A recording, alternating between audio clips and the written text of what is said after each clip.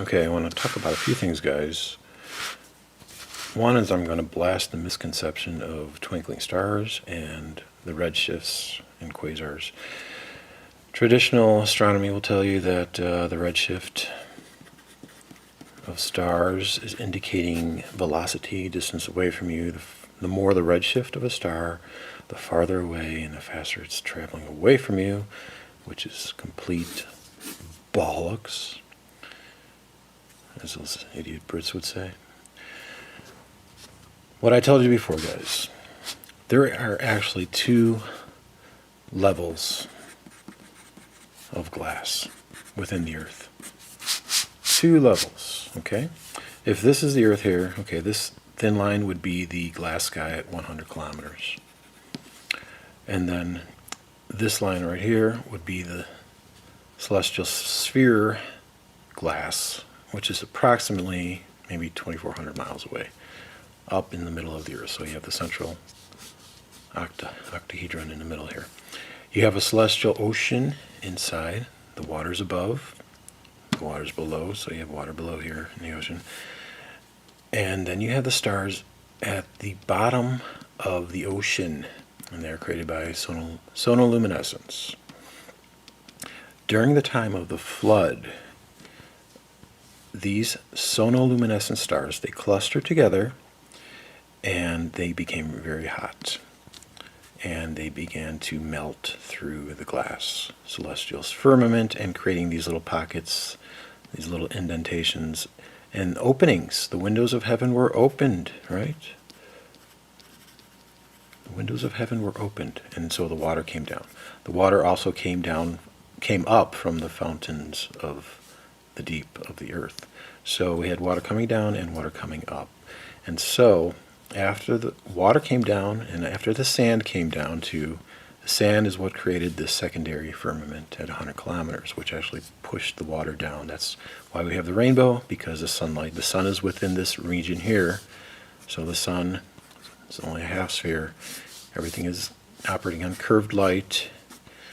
And so that's why we see rainbows, because the sun is being dispersed through this glass medium and being projected onto the raindrops. The raindrops are not the source of the rainbow. But anyway, going back to the celestial sphere glass sky, it healed back together. So it closed up. The windows of heaven were closed after the great flood. So now you have these indentations, these peaks and valleys. This glass celestial firmament, because of the way it had been ruptured, it had been opened up, and then it healed back together, it's not perfectly smooth like that. It's more like this glass here. Okay, you have these bumps all over it. That's why, okay, they call it, I'm not sure if I spelled this right, scintillation. Stellar scintillation, that's why they say stars twinkle. That's not, they say it's due to the atmosphere. They say that the atmosphere has different layers of density, and because we're viewing the stars through these different layers of density in the atmosphere, it will cause the stars to twinkle. However, we don't see the planets twinkling. Now, there's a reason why we don't see the planets twinkling, because the planets are not above this non-smooth celestial firmament. They are in the region of inner space where the sun is. So the planets are here. Okay? So we're not going to see the twinkling of the planets because they're not being viewed through this warped glass medium. Very simple, guys. Okay, so here's like a close-up of the crystalline celestial sphere, and you have these peaks and valleys in it, right? Okay. Redshift is very simple to understand. If you understand glass, if you understand light being dispersed through glass, it's creating the dispersion. It's creating the fringe effect. Okay, so if you're looking up through the celestial sphere, there's going to be a chromatic aberration going on, where the blues will appear to be closer, the fringe, and the reds will be appearing further away. And for the most part, generally, that's what's happening with the stars. Most of the stars we see with a higher redshift are further away, but they're not millions and billions of light years away. They're simply above the glass sky being affected by the chromatic aberration. However, there's some, see, this is where they can't understand where quasars fit into the equation, because quasars have a very high redshift. Very high redshift. Okay? And Hubble didn't realize this when he came up with the redshift theory. He didn't understand that there were quasars that were actually breaking the laws of redshift, of the so-called Doppler effect. That's simply it's not what's happening. If you understand that there are peaks and valleys in this glass sky, the celestial firmament, you can have a stellar object that is closer than a galaxy. Remember I said galaxies are just drains? They're drain remnants. And they're drain remnants of what happened after the flood. After the windows of heaven were sealed back up, you have these spirals indicating drainage of the water coming down. So, and then after it healed up, of course, you have these this non-uniform surface now. It's a bumpy surface. And so, chromatic aberration in different areas of the sky will filter through these bumps and cause redshifts, even redshifts in objects that are even closer than galaxies. So there's a particular quasar that they just they can't understand where it's coming from, where the redshift, why it appears to be connected, because there's like this jet that's connected to this quasar at 7319 NGC 7319. Stupid camera. Get that fixed. So they can't understand where it's coming from. Why that quasar, which appears to be connected to that galaxy, has a higher redshift than the stars in the galaxy above.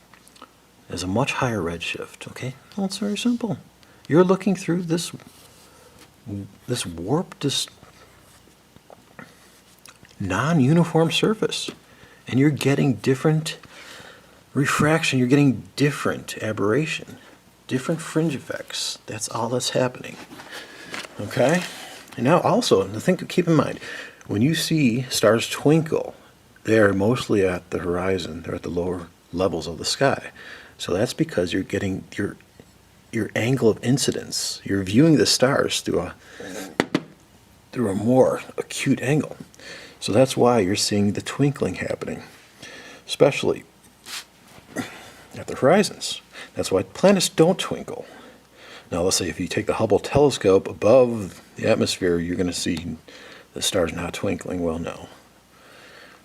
That to me, that is bullshit.